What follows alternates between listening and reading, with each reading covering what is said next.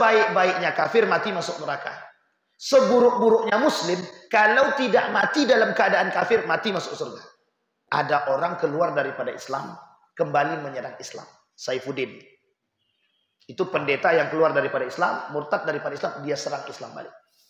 Dan banyak itu Pak, pendeta-pendeta yang mereka sebelumnya Islam keluar daripada Islam, mereka serang Islam. Dan kita punya kewajiban melawan mereka. Ade Armando itu mengingkari kewajiban sholat. Kumaila mengingkari kewajiban Al-Quran. Musda Mulia mengakui kebenaran agama yang lain. Jadi ini model kerusakan akidah. Dan seperti ini Bapak Ibu, nama-nama yang saya sebutkan tadi, itu mohon maaf.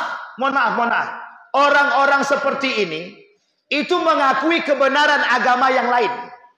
Dan mereka katakan ketika Al-Quran berkata bahwa nikah beda agama itu haram, mereka katakan nikah beda agama tidak haram. Artinya mereka yang menentang agama.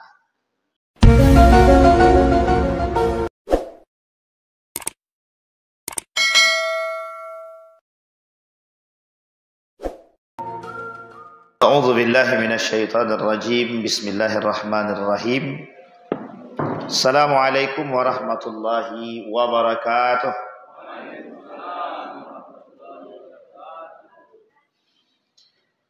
Alhamdulillahi rabbil alamin. Alhamdulillahilladzi an'ama bi ni'matil iman wal islam bihima tatimmus salihat. Asyhadu an la ilaha illallah wahdahu la syarika lah wa asyhadu anna Muhammadan abduhu wa rasuluh la nabiyya ba'd. Allahumma salli wa sallim wa barik ala hadha an-nabiyil karim. Allahumma salli ala Muhammad wa ala ali Muhammad fil alamin innaka Hamidum Majid. Ya ayyuhan nasu ittaqu rabbakum alladhi khalaqakum min nafsin wahidah wa khalaqa minha zawjaha wa batha minhuma rijalan katsiran wa nisaa'a wattaqullaha alladhi tasaaluna bihi wal arham innallaha kana 'alaikum raqibah. Wa qala Allah ta'ala ya ayyuhalladzina amanu ittaqullaha wa qulu qawlan sadida yuslih lakum a'malakum wa yaghfir lakum dhunubakum wa may yuti'illaha wa rasulahu faqad faza fawzan 'azima. Puji syukur kehadirat Allah dengan mengucapkan alhamdulillahirabbil. Berselawat kepada Nabi dengan mengucapkan Allahumma salli ala Muhammad wa ala ali Muhammad fil alamin innaka Hamidum Majid. Mudah-mudahan di subuh hari ini Allah limpahkan rahmat dan karunia-Nya kepada kita semua. Allah meridai perbuatan kita, Allah meridai i'tikaf kita, Allah meridai talabul ilmi kita. Mudah-mudahan kita semua husnul khatimah, istiqamah dalam kebaikan dan ketaatan. Baik Bapak Ibu sekalian yang berbahagia, di subuh hari ini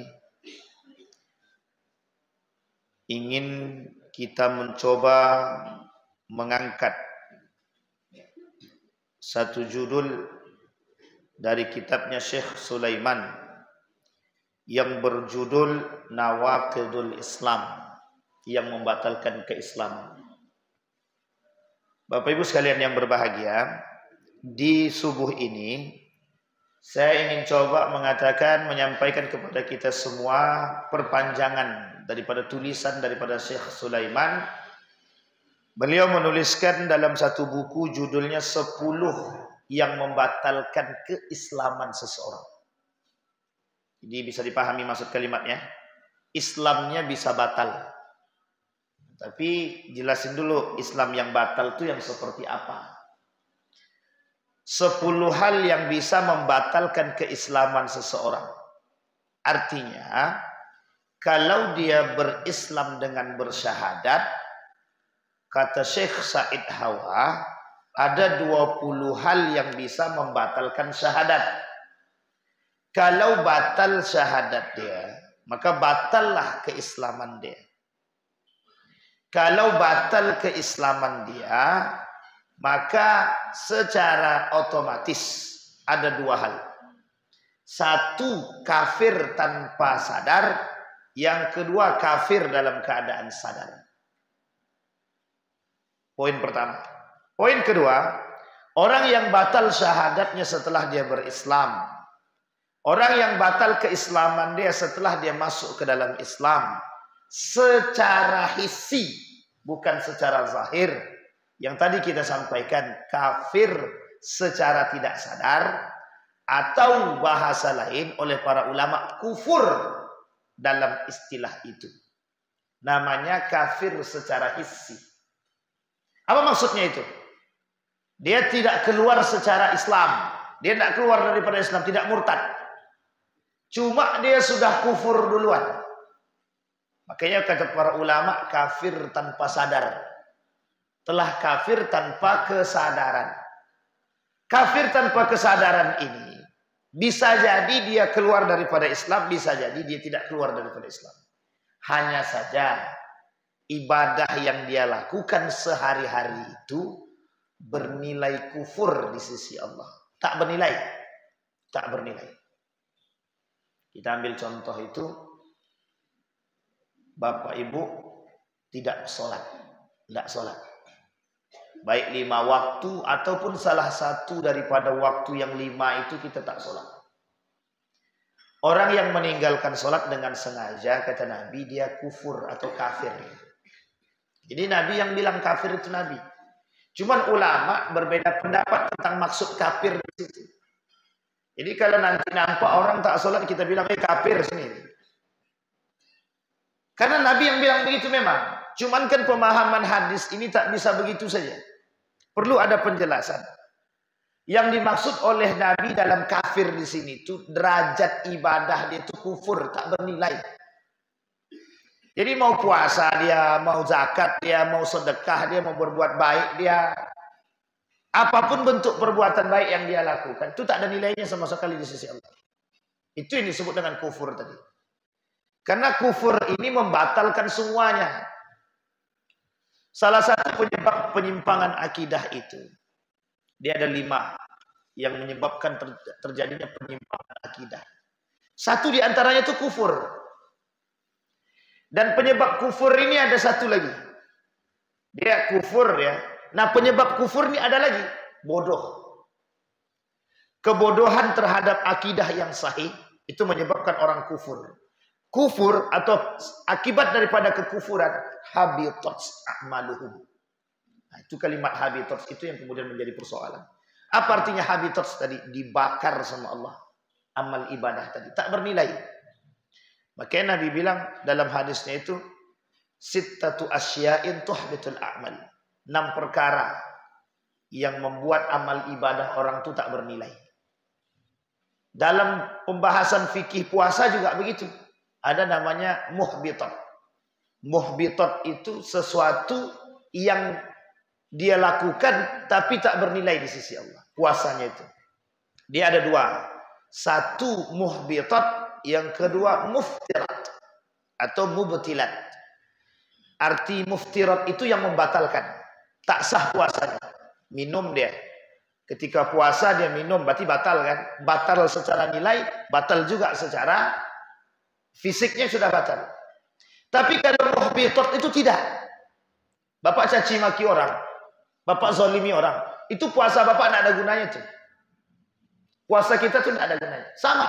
Puasa kita mati-matian dari pagi sampai sore. Tapi kita tidak sholat, zuhur tidak sholat. Asar kita tak sholat. Subuh kita tak sholat. Yang penting kami puasa. Salah tuh. Itu kalimatnya salah. Bukan yang penting kami puasa. Loh kalau kita puasa tapi tidak ada nilai itu apa? Rubba sha'imin laisa lahu min siyami illa al-ju' wal 'atas. Rasa capek aja yang kita dapat. Nah, jadi kalimat ini yang kemudian oleh para ulama disandingkan. Nah, maka Bapak Ibu sekalian yang berbahagia, yang dimaksud dengan kufur di sini atau kafir di sini itu bukan keluar daripada Islam, tapi sederajat ibadahnya dengan orang kafir. Sekarang saya tanya Bapak Ibu, orang kafir beribadah baik di dunia nih, kira-kira di akhirat dapat surga nggak ada? Nah, itu dia pemahaman kita. Ke kita kan, pemahaman kita umat Islam begitu. Pemahaman orang liberal tak begitu. Mau dia tak sholat ke, yang penting baik dia masuk surga. Karena syarat masuk surga itu 3 kata orang liberal, kata orang sekuler 3. percaya pada Tuhan, percaya pada hari kiamat, percaya kepada kebaikan atau melakukan kebaikan, itu udah masuk surga tuh. Mau sholat nggak sholat tak urus, tetap masuk surga. Mau puasa atau tak puasa tetap masuk surga, kata orang sekuler. Tapi dalam akidah yang benar, al-aqidah sahihah, dalam akidah yang benar, itu orang kalau dia sudah kufur dah habis tuh. Di dalam akidah yang benar. Makanya bahasa guru saya begini, sebaik-baiknya kafir mati masuk neraka. Seburuk-buruknya muslim kalau tidak mati dalam keadaan kafir mati masuk surga. Sebaik-baiknya kafir, nah ini jangan tersinggung ya, tapi memang harus sampaikan. Sebaik-baiknya kafir mati masuk neraka. Kecuali dia mati dalam keadaan bertaubat kepada Allah, masuk Islam dia, itu lain cerita. Tapi kan posisinya sebaik-baiknya kafir. Mati dia dan kondisi dia masih kafir, maka sebaik apapun kebaikan dia dunia, mau dia bangun masjid, mau dia bangun apapun sekali untuk umat muslim, mati masuk neraka. Tidak ada konsekuensi di situ, tidak ada toleransi di situ. Abu Thalib kata Syiah masuk Islam dia. Kata akidah sahihah umat Islam Ahlus Sunnah wal Jamaah mengatakan tidak. Abu Thalib itu. Jadi Abu Thalib itu Bapak Ibu, Abu Thalib itu bukan tidak mengakui kebenaran Islam itu, mengakui, hanya saja tidak mau meninggalkan agama nenek moyang. Itu yang menjadi perdebatan para ulama. Apakah pengetahuan dia tentang berimannya dia kepada agama nenek moyang itu menjadikan dia masuk ke dalam surga? Itu yang menjadi persoalan. Masalah surga neraka urusan Allah. Tapi pemahaman, dalam pemahaman akidah Ahlus Sunnah wal Jamaah, Abu Thalib itu tidak masuk surga. Hanya saja dapatkan keringanan. Sampai di sini bisa dipahami. Sama dengan perkara-perkara yang lain. Artinya, sebaik apapun dia. Abu Jahal itu Bapak Ibu, mengakui kebenaran Islam itu. Abu Jahal. Abu Jahal itu mengakui kebenaran agama Islam. Dan mengakui kebenaran Al-Quran. Diakui. Hanya saja dia tak mau berislam. Gengsi. Nah, orang kafir, kenapa disandarkan kalimatnya kafir? Itu bahasanya sederhana. Artinya orang yang sedang menutupi diri dia dari kebenaran. Makanya bahasanya kafir. Kafir. Nah, ini namanya cover namanya Bapak Ibu. Ini cover. Cover ini tujuannya menutup. Untuk menutupi. Biar isi buku ini, isi Quran ini tak kena dengan debu. Ditutuplah dengan kafir namanya. Kafir itu dari bahasa Arab. Kafir. Kafara. Artinya menutup. Sampai di sini bisa dipahami. Nah, disinilah poin penting yang harus kita pahami. Maka sebaik-baik apapun orang kafir itu, dia mati tetap masuk neraka. Jangan dipuji-puji. Lebih baik kami masuk ke rumah sakit orang kafir daripada masuk rumah sakit umat Islam. Itu sikapnya yang kurang tepat. Sebaik apapun kafir, tetap kita harus meninggikan nilai-nilai keislaman. Sekarang saya tanya Bapak Ibu, lebih baik mana? Masuk rumah sakit kafir, tapi perilakunya baik orang-orangnya. Masuk rumah sakit Islam, tapi mohon maaf orang Islam itu kurang baik secara akhlak. Pilih mana? Pilih mana? Saya yakin seyakin-yakinnya dalam naluri manusia itu kita pasti pilih yang mohon maaf kafir lebih baik. Tidak apa-apa dia kafir, yang penting pelakunya baik. Itu yang kita, itu nafsu kita bicara begitu. Itu yang berbicara bukan malaikat itu nafsu. Sekarang saya tanya. 212 Mart gitu ya. Dengan Indomaret atau Alfamart. Ini Indomaret Alfamart ini terafiliasi pendukung Israel. Sekarang saya tanya Bapak Ibu. Di 212 Mart itu agak mahal 1.000-2.000. Sementara di sana lebih murah 1.000-2.000. Pilih mana? Ibu-ibu dulu yang jawab. Kami pilih yang lebih murah lah Pak Ustaz. Hanya karena 1.000-2.000 kita gadaikan tuh. Coba bayangkan. Itu kebiasaan. Karena yang berbicara naluri. Tapi tanpa sadar kita sudah merendahkan Islam. Kenapa saya katakan merendahkan Islam? Hanya karena 1.000-2.000 kita beli di tempat orang kafir. Hanya karena 1.000-2.000. Perbandingannya. Sementara kita tidak tahu perjuangan 212 Mart itu. 212 Mart misalkan. Perjuangannya untuk memperjuangkan Islam misalnya. Kita lebih rela beli di tempat yang lebih murah meskipun kafir. Makanya mohon maaf, kenapa toko-toko umat muslim itu kok, mohon maaf ya, jarang pembelinya ketimbang orang kafir. Lebih mahal, kata jawaban orang-orang kita. Bahasa lainnya, kita yang tak mendukung. Tapi kami duitnya cuma cukup untuk yang itu, Pak Ustadz. Bedakan kondisi dengan dalam kebebasan. Ada orang belanja itu dalam keadaan terjepit, ada orang belanja dalam keadaan lapang. Yang dimaksudkan itu dalam keadaan lapang. Maka Bapak Ibu sekalian yang berbahagia, saya sebenarnya bukan memprovokasi, tapi sebaiknya tak usahlah belanja Alfamart dan Indomaret lagi. Tak usah. Ini kalau saya mau kasih tahu. Kami meninggalkan Alfamart Indomaret ini dari tahun 2009. Pertama kali mulai boomingnya Alfamart Indomaret itu. Ditambah kasus waktu itu pelecehan terhadap orang-orang tertentu. Itu sudah kami tinggalkan, Pak.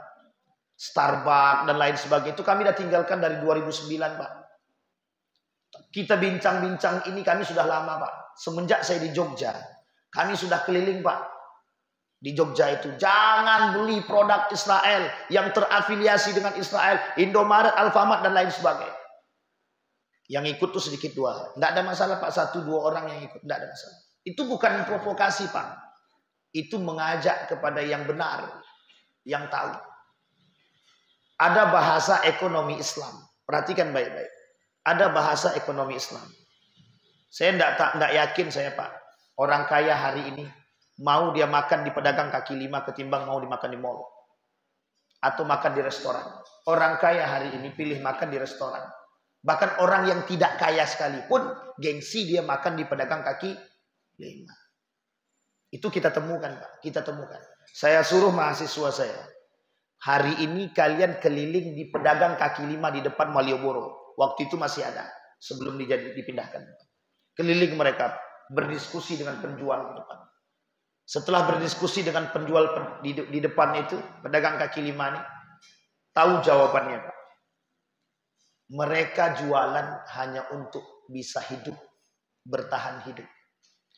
Besoknya saya suruh, kalian masuk ke dalam toko-toko besar dan ke mall. Tanyakan. Apa jawabannya, Pak? Mereka jualan ekspansi. Bahkan penjualnya nggak ada.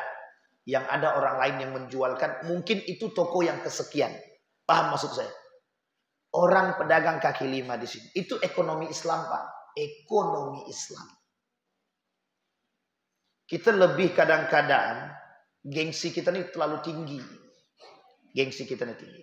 Nah, kembali kepada poin tadi. Bapak Ibu sekalian yang berbahagia, ini konsep. Ini konsep dan mindset yang harus kita rubah. Jangan hanya karena 1000, 2000 kita lebih memilih. Itu tidak berbeda kata Allah dalam Al-Quran itu memperjualbelikan agama Allah atau membandingkan agama Allah dengan nilai dunia. Tak sebanding, Pak. Tak sebanding. Baik, kembali kepada poin kita. Nah, sekarang kufur. Perhatikan baik-baik, kufur. Maka kufur ini Bapak Ibu menghapus semua amal ibadah kita. Tidak ada gunanya kita berbuat baik. Ya secara naluri kemanusiaan atau sosial kemanusiaan dapat. Tapi dalam urusan Allah kita tidak dapat. Dalam urusan Allah kita tidak dapat pahala. Kenapa? Karena kita kufur. Bapak Ibu sholat mati-matian. Besok datang ke dukun. Habis. Semuanya habis. Bapak Ibu. Ini tanpa sadar ya. Ada perbuatan tanpa sadar. Kufur kita tapi dalam keadaan tidak sadar. Contoh misalkan. Bapak Ibu sholat. Rajin sholatnya. Bapak Ibu rajin sedekahnya. Rajin puasanya. Tiba-tiba Bapak Ibu bilang sama anaknya begini. Nak. Pokoknya nak. Kalau kau tak belajar kau pasti bodoh. Dia nggak percaya lagi sama Tuhan. Sampai di sini paham maksudnya. Yang namanya sakit nak. Wajib minum obat kalau mau sembuh. Kalau tak minum obat tak akan sembuh-sembuh. Itu namanya kufur tanpa sadar. Sampai di sini bisa dipahami. Coba bayangkan. Itu sederhana Pak. Perbuatan mengarah kepada kekufuran itu sederhana sekali. Sangat sederhana. Dan itu terdapat dalam hari-hari kita. Tanpa kita sadari. Biar Bapak Ibu paham. Kenapa Nabi bilang.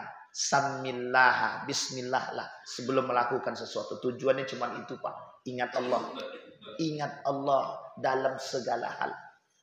Kita ingat Allah dalam keadaan terjepit, Pak. Dalam keadaan lapang, lupa kita dengan Tuhan tuh. Di mana Allah tadi ya? Seolah-olah tidak ada Allah di situ, Pak. Tapi dalam keadaan terjepit semua datang, ya Allah.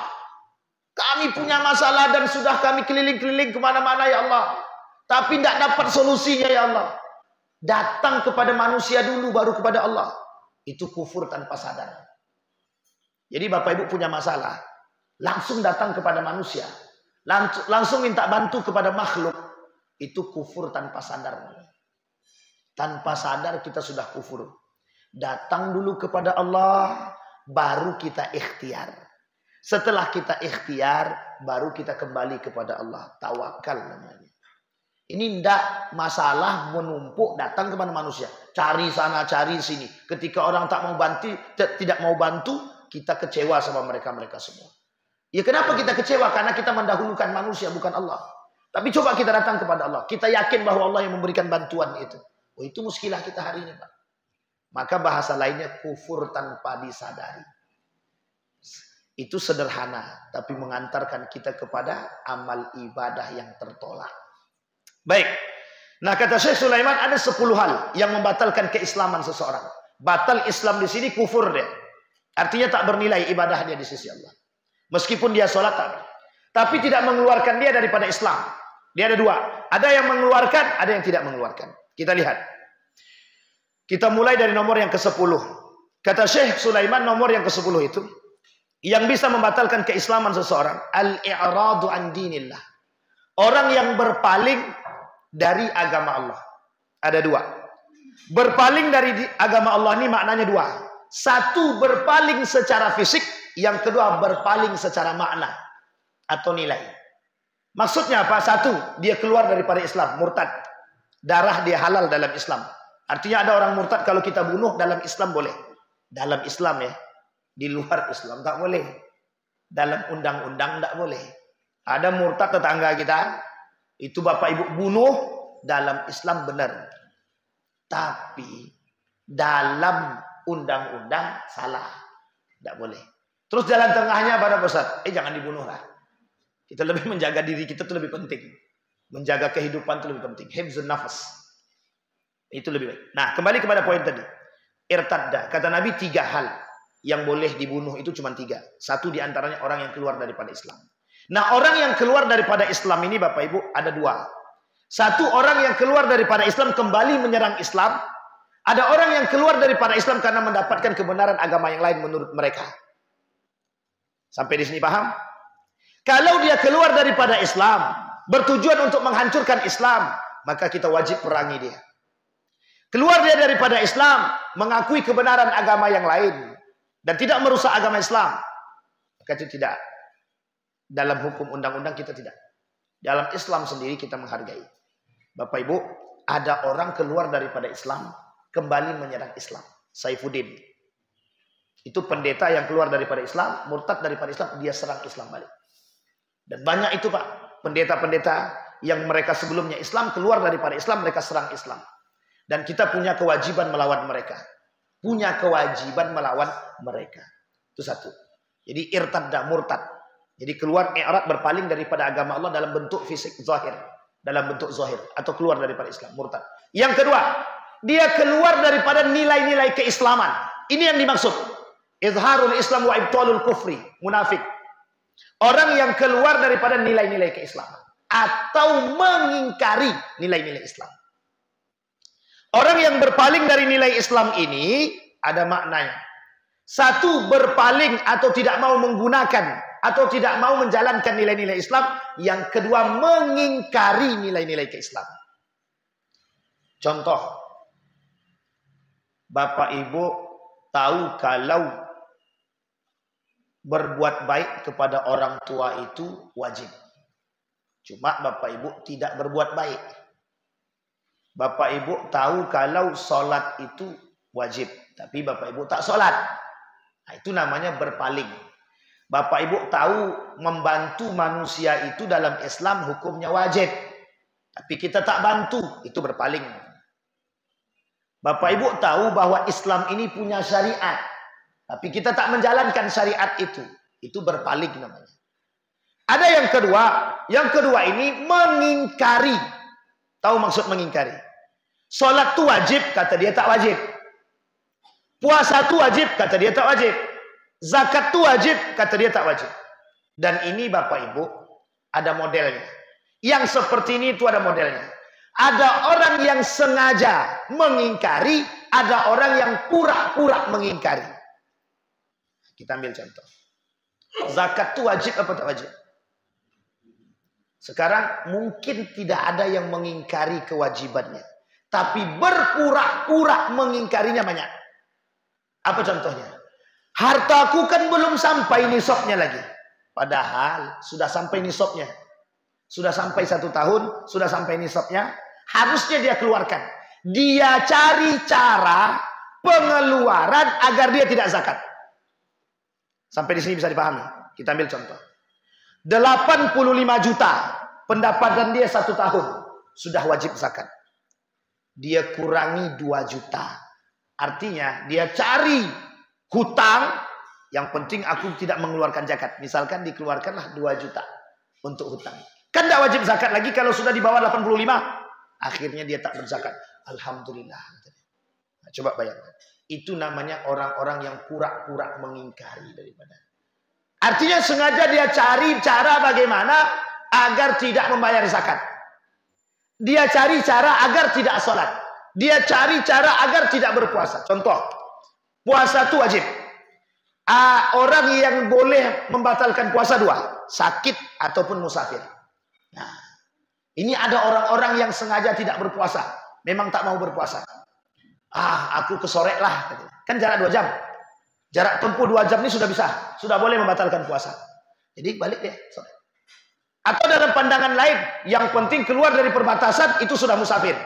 Nah keluar dari perbatasan.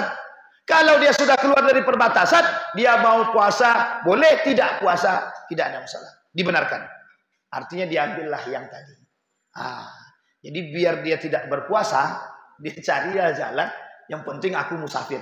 Sampai ke tempat balik. Itu tetap musafir namanya.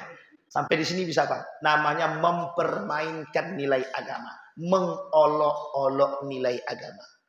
Nah yang seperti ini sama. Kata para ulama. I'radun an dinillah. Dia sedang berpaling daripada nilai-nilai agama. Ini dalam keseharian kita. Ada yang lebih berbahaya daripada itu. Apa yang lebih berbahaya? Orang-orang yang melecehkan Al-Quran, melecehkan Islam, melecehkan baginda Nabi Muhammad SAW, dan melecehkan nilai-nilai keislaman yang lain.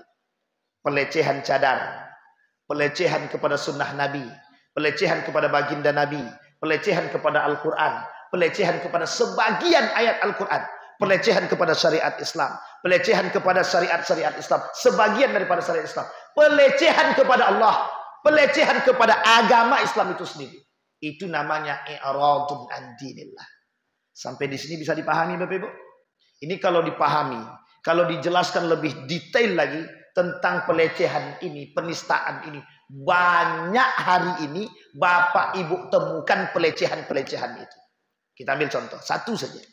Baru-baru ini seorang politikus membakar Al-Quran di Swedia. Itu pelecehan. Yang melecehkan kafir. Sampai di sini paham ya Bapak Ibu? Uniknya, ada umat muslim yang melecehkan, membela orang kafir. Itu pelecehan. Ada orang kafir baca Al-Quran, membakar Al-Quran, dibela oleh umat muslim. Berarti umat muslimnya itu sama dengan orang kafir tadi. Nah, itu dia. Ada orang kafir melecehkan baginda Nabi Muhammad SAW. Ada umat muslim yang mengatakan, itu haknya dia. Itu urusan dia. Yang masuk neraka dia. Yang dapat pahala dia. Itu orang mukmin, itu bukan mukmin, itu munafik. Sampai di sini bisa dipahami Bapak Ibu. Ini kondisi. Jadi sekarang ini kita sedang berperang betul. Maka kata Allah dalam Al-Quran, "Wa man azlamu mimman dzukira bi ayati rabbih tsumma a'rada anha innaha minal mujrimina muntaqimun." Orang-orang seperti itu zalim gitu. Orang-orang itu sudah, adakah kezaliman yang lebih daripada itu ketika mereka berpaling daripada agama kata Allah. Itu dia Bapak Ibu. Kita ambil contoh yang lain yang dalam kehidupan kita. Mohon maaf, setiap umat mukmin yang keluar daripada hukum Islam itu kufur dan munafik. Kita ambil contoh, langsung detailnya. Contoh hukum waris. Kami lebih mau berpandangan, berpegangan pada hukum adat dalam warisan ketimbang hukum Islam. Kafirnya. Kufur, kafir atau kufur. Sampai di sini paham? Pokoknya nikah adat dulu baru nikah agama. Itu jelas tuh. Bukan tak ada yang begitu, Pak. Bukan tak ada. Kita kadang-kadang lebih meninggikan hukum yang lain ketimbang hukum Allah. Kembali kepada agama, agama punya aturan. Lalu kalau kita tak mau pakai aturan agama, keluar daripada agama itu. Cuman itu yang harus. Kalau kita tak mau ikut aturan negara, kita harus keluar dari negara. Karena negara punya aturan. Sama Islam punya aturan. Kalau tidak mau diatur oleh Islam, keluar daripada Islam. Sampai di sini paham apa Ibu? Itu secara terang-terangan. Kenapa ini harus keras disampaikan? Akidah. Ini akidah. Ini persoalan akidah. Maka Bapak Ibu sekalian yang berbahagia, tidak ada toleransi dalam urusan akidah. Ketika majelis ulama mengatakan haram mengucapkan selamat Natal, udah, jangan ucapkan. Dan jangan ikut-ikutan, oh kami ikut yang membolehkan mengucapkan selamat Natal. Dia sedang menentang. Sedang menentang. Sampai di sini bisa dipahami baik. Yang pertama, al-i'radu an dinillah. Orang yang berpaling dari nilai agama. Keberpalingan kita daripada agama ini dua. Satu secara zahir atau murtad dia. Yang kedua secara makna, nilai. Banyak sekarang ini umat muslim tidak mau berpegang teguh pada nilai-nilai keislaman. Malu. Pakai jilbab yang benar nak. Tutup auratnya. Siap. Diambil kerudung tadi diikat ke leher. Semua nampak. Dia pakai celana lepis. Masih mending celana lepis. Kalau celana short dan legging dipakai. Itu yang dikatakan Nabi. Berpakaian tapi telan. Sekarang saya tanya ibu-ibu. Punya anak gadis enggak? Punya anak gadis? Sayang sama mereka? Jangan ibu-ibu aja. Bapak-bapaknya juga. Kadang ibunya keras. Anaknya tak mau dengarkan. Tapi sekali bapaknya melantak. Diam dia langsung. Kekuatan bapak-bapak berarti penting juga. Selangkah seorang anak keluar tidak menutupi atau membuka auratnya, selangkah bapak ibunya masuk neraka. Sama, kalaupun dia keluar tapi mohon maaf pakaiannya kayak telanjang sama aja. Jadi tolong jaga baik-baik. Anak zaman sekarang itu mengikuti model. Ingat baik-baik. Anak zaman sekarang mengikuti perkembangan zaman dan model. Kalau berpakaian tidak modis dia, ibu jadul. Bapak jadul. Sekalipun dalam modis tersebut dia nampak lekuk tubuh dia. Sampai di sini paham Bapak Ibu ya? Tolong dipahami betul. Anak yang suka pakai lepis, tolong diingatkan. Kalau mau pakai celana, cari celana yang lebar. Tutup pantat tuh. Jangan pakai baju yang sempit-sempit. Kita padanya Pak. Nggak bisa sekarang ini jamaah itu dipakai bahasa isyarat tuh nggak bisa lagi. Bahasa diplomasi tuh nggak main. Langsung tembak to the point. Jangan pakai celana lepis yang sempit-sempit sampai menjerit pantat tuh. Itu bahasa kasar sekali. Karena itu yang kita lihat Pak. Mohon maaf Pak, mohon maaf. Laki-laki hari ini tak sama dengan laki-laki zaman dulu Pak. Laki-laki zaman dulu masih bisa jaga hawa nafsu. Sekarang kenapa ada prostitusi online tuh? Saking tak bisa dibendung lagi nafsunya laki-laki itu. Sampai sini Pak. Ini Pak poin kita sekarang. Laki-laki itu matanya mohon maaf jelalatan. Yang di sini tidak, yang di sini tidak, yang di luar. Maksud saya di sini tidak, di luar kita tak tahu kan gitu. Harus dijaga. Ini poin penting Pak, mohon maaf, poin penting. Kalau bahasanya mohon maaf, salahkah laki-laki memandang yang haram? Salah. Tapi lebih salah lagi mereka keluar menampakkan yang haram itu. Sama-sama salah sih sebenarnya berarti kan. Jadi tolong Bapak Ibu, bukan anak-anak saja, kita juga begitu. Itu Pak, mohon maaf, kalau ada anak-anak, kalau ada ibu-ibu, perempuan dia berpakaian ketat. Sekarang ini mohon maaf Bapak Ibu. Bapak Ibu boleh tengok di media sosial itu. Berpakaian pakai kerudung dia. Pakai kerudung. Tapi sempitnya na'udzubillah. Sempitnya na'udzubillah. Semuanya teriak itu, semua anggota tubuhnya itu. Cuman dia tak nampak aja itu. Tapi kan itu yang dijual sekarang Bapak Ibu. Kenapa saya katakan? Ini saya ambil contoh. Dulu orang Melayu kita nih. itu paling menghargai aurat perempuan. Sehingga perempuan tuh kalau keluar rumah dia tertutup dengan menggunakan baju kurung, baju Melayu. Itu Pak. Sekarang tidak Pak. Sekarang ini itu kalau bisa dia keluar tanpa busana sehelai benang pun, kelak itu Bapak Ibu, kelak ke depan itu pakaian itu hanya sehelai benang itu. Dan mereka tidak akan malu. Kenapa? Karena sudah banyak yang mengikuti. Kalau ada satu orang yang mulai tanpa busana dia berjalan, dan dia tidak malu, dan itu menjadi sebuah trending, dan itu akan menjadi sebuah panutan, maka yang lain pasti akan ngikut. Itu yang terjadi Pak. Budaya Eropa masuk ke Indonesia. Pakai perempuan pakai celana pendek. Yang kedinginan laki-laki sekarang. Yang dulunya laki-laki pakai celana pendek, sekarang laki-laki pakai nabis. Perempuan pakai celana pendek, pakai tank top, ketiak nampak. Pertanyaannya, yang dingin siapa sekarang? Yang menjaga kehormatan tuh, yang punya banyak aurat tuh siapa sekarang? Laki-laki atau perempuan? Terbalik sekarang. Jadi semua ini dunia udah terbalik sekarang. Ini akidah Pak. Ini iman. Ini nilai. Ini syariat. Cuman kan kita acuh tak acuh saja. Kita biarkan anak kita keluar. Kita biasakan mereka. Bahkan mohon maaf kita dukung kadang-kadang anak itu keluar. Silakan nak. Yang penting kau tutup aurat. Mau sempit kan, nak sempit terserah. Mau diikat ke leher apa tidak terserah. Kita kan tidak punya kita berpikir, oh ini salah apa tidak salah. Kita tidak tahu. Dan kita nggak mau tahu Pak. Artinya apa? Kita sendiri yang mengaminkan perbuatan itu.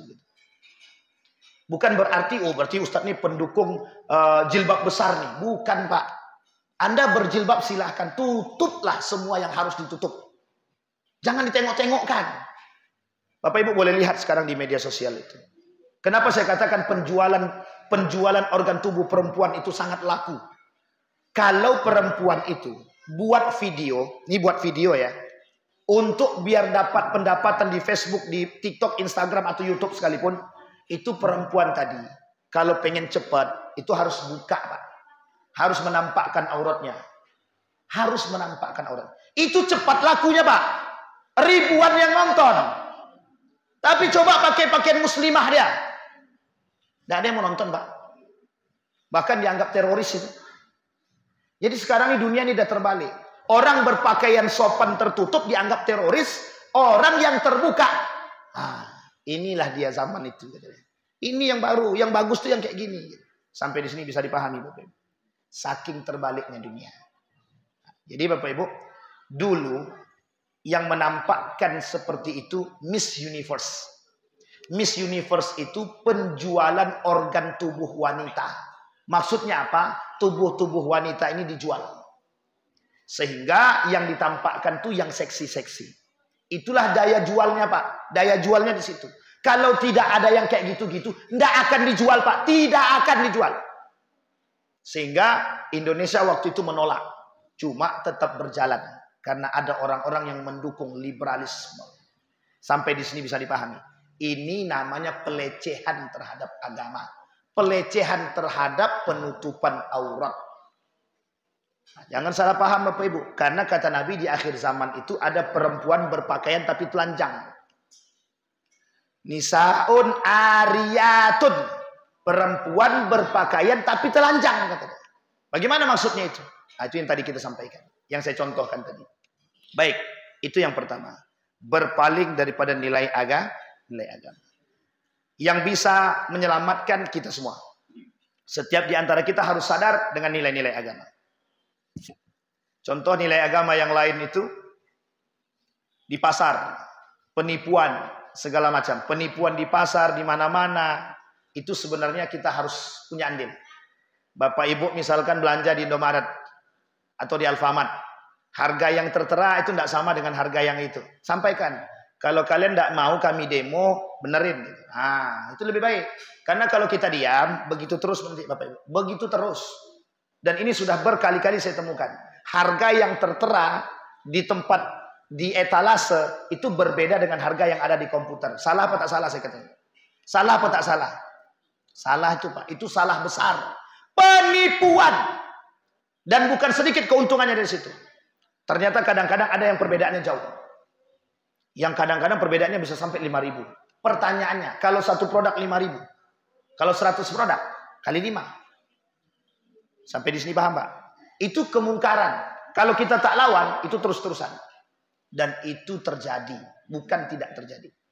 Yang kedua, man i'taqada anna ba'dhan nasi la yajibu alaihi ittiba'un nabi sallallahu alaihi wasallam wa annahu yasa'uhu al-khuruj an syari'atihi sallallahu alaihi wasallam kama wasi'al Khadir al-khuruj an syari'ati Musa alaihi salam fahuwa kafir.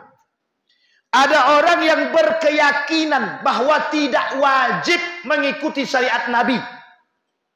Syariat yang dibawa oleh Nabi itu syariat Islam. Syariat Islam dibawa oleh Nabi. Kalau ada yang berkeyakinan bahwa syariat ini tidak wajib, kafir dia. Sama seperti Ade Armando. Ini pokoknya nama Ade Armando di mana-mana saya sebut nih. Makanya familiar nama dia. Ade Armando itu mengingkari kewajiban sholat. Kumaila mengingkari kewajiban Al-Quran. Musda Mulia mengakui kebenaran agama yang lain. Jadi ini model kerusakan akidah. Dan seperti ini Bapak Ibu, nama-nama yang saya sebutkan tadi, itu mohon maaf. Orang-orang seperti ini, itu mengakui kebenaran agama yang lain. Dan mereka katakan ketika Al-Quran berkata bahwa nikah beda agama itu haram, mereka katakan nikah beda agama tidak haram. Artinya mereka yang menentang agama. Sampai di sini paham Bapak Ibu ya? Dan itu banyak. Dan uniknya lagi, ada kelompok-kelompok tertentu yang ingkar dengan sunnah Nabi. Saya kasih tahu Bapak Ibu. Cadar itu sunnah. Jangan pahami bahwa cadar itu bukan syariat Nabi, bukan sunnah Nabi. Kalau ibu-ibu tidak mau pakai cadar, tidak ada masalah. Tapi kalau ibu-ibu mengingkari cadar itu sunnah, atau justru melecehkan, kafir. Kafir secara hissi. Tidak zahir. Artinya, tidak ada gunanya amal ibadah kita itu kalau kita melecehkan itu. Kita sedang melakukan pelecehan kepada nilai-nilai sunnah Nabi. Sama Pak. Ada orang yang pakai celana di atas mata kaki. Kalau bahasa lain sekarang celana cingkrang. Masih ingat kalimat ini ya Bapak Ibu ya? Ini saya kasih tahu. Perkembangan. Dulu orang anti sekali dengan celana cingkrang itu. Sangat anti. Sekarang siapa yang tak beli celana itu? Semua merasa nyaman pakai celana cingkrang seperti itu. Baik untuk di rumah maupun kadang untuk keluar. Yang penting auratnya tertutup. Coba bayangkan. Dulu orang anti dengan cadar itu. Sampai julukannya teroris. Tapi coba perhatikan sekarang. Banyak yang pakai cadar. Ketika COVID semuanya pakai cadar. Mau laki-laki perempuan pakai cadar semua. Coba bayangkan. Artinya jangan melecehkan. Ibu-ibu tidak suka poligami tidak ada masalah. Sampaikan sama suaminya. Saya tidak mau dipoligami. Tapi kalau mengingkari hukum poligami kafir. Jadi kan itu. Bapak Ibu pahami baik-baik. Gara-gara feminisme, gerakan feminisme, saya sampaikan, gara-gara pemikiran feminisme, sehingga aturan kewanitaan itu dalam Islam ditolak. Itu gara-gara gerakan feminisme. Kenapa demikian Pak Ustaz? Yang menjunjung tinggi hak asasi wanita. Sampai-sampai hari ini di Saudi Arabia begitu sekarang. Semua perempuan nuntut haknya. Samakan dengan laki-laki. Yang kerja laki-laki, kami perempuan mau kerja. Uniknya, Islam tidak melarang Anda bekerja. Hanya saja Islam melarang Anda melecehkan suami Anda. Perempuan, kalau sudah punya banyak pendapatan, dia lecehkan suaminya. Itu yang terjadi hari ini. Jadi Islam tak pernah melarang siapapun mau bekerja. Kewajiban perempuan untuk taat kepada suaminya, itu yang paling penting. Kalau abang larang aku kerja, enggak apa-apa. Aku cari suami yang lain. Itu perempuan zaman sekarang. Kalau dilarang bekerja, dia cari suami yang lain. Karena suaminya ini tadi takut istri, iyalah. Tak apa-apalah, kerjalah. Coba bayangkan. Makanya sekarang ini banyak suami-suami takut istri. Kata Ustaz Das'ad Latif bukan takut. Istri kami lebih berani. Memang begitu sih sekarang Bapak Ibu. Dan itu tanda akhir zaman itu Bapak Ibu, tanda akhir zaman. Kata Nabi, kelak di akhir zaman tuh perempuan lebih berkuasa daripada laki-laki. Sampai-sampai laki-laki itu bisa durhaka sama orang tuanya. Itu Nabi yang bilang, bukan saya. Ibu-ibu yang di sini tidak seperti itu. Insya Allah, amin. Yang amin jangan bapak-bapak, ibu-ibu maksud saya.